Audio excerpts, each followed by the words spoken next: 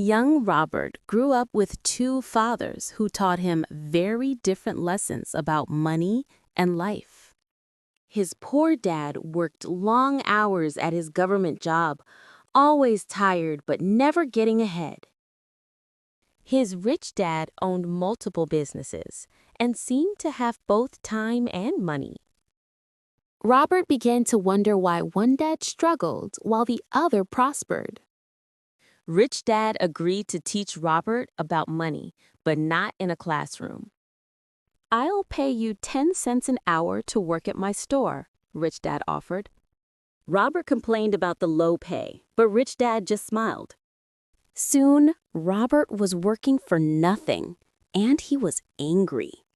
"You've just experienced what most people spend their lives doing, working for too little money," Rich Dad explained. Robert began to see opportunities where others saw only work. He started renting comic books to friends from a small reading room his mom let him use. Rich Dad drew a simple diagram. Assets put money in your pocket. Liabilities take money out.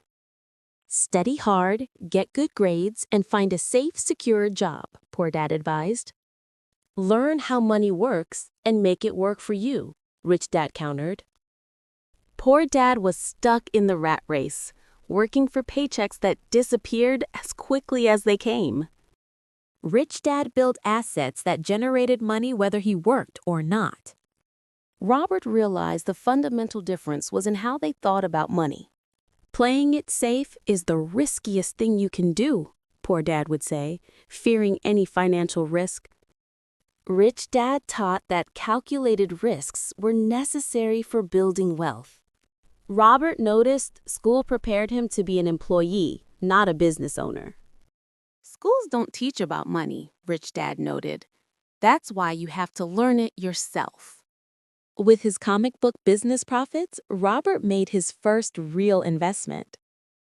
When Robert lost money, Rich Dad cheered. "Now you're learning. Fail forward." Poor Dad's fear of failure kept him from ever trying anything new. Rich Dad saw every failure as a stepping stone to success. As a teenager, Robert started multiple small businesses, learning more with each venture.